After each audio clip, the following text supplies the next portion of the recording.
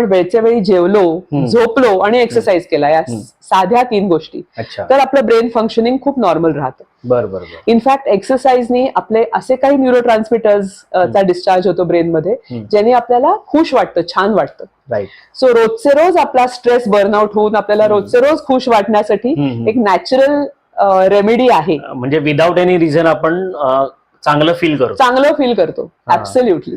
ज्याला एन्डॉर्फिन्स म्हणतात, ते रिलीज होतात ब्रेनमध्ये.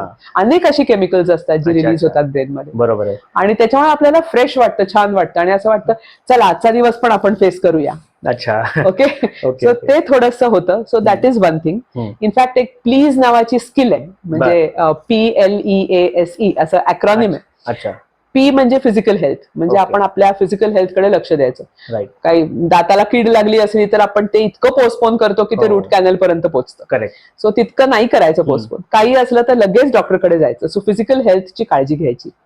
मग एल म्हणजे आता फॉरेनचा कन्सेप्ट आहे, सो ते लादर, रिन्स आणि हे म्हणजे बेसिकली आंघोळ करायची, रोज आंघोळ करायची, स्वच्छ राहायचं, करतोच आपण.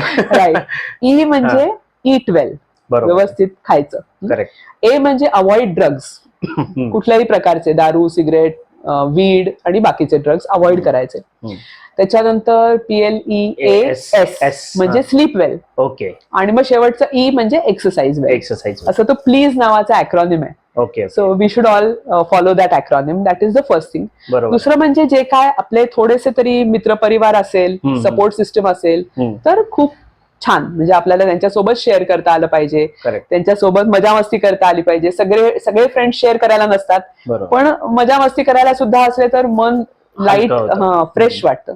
आणि काहीतरी एखादी हॉबी पाहिजे, काहीतरी पाहिजे ज्यांनी आपलं मन असं, आपलं जे टनल विजन असतं, जॉब एके जॉब किंवा पैसेच कमवा, त्या रेसमध्येच जा, त्याच्यातनं बाहेर येण्यासाठी काहीतरी आपल्याला पाहिजे. सो ह्या सगळ्या जर गोष्टी असल्या आणि लोनलीनेस नको शक्यतो, ह्या सगळ्या गोष्टी असल्या तर आपण त्यातनं तरुण निघतो.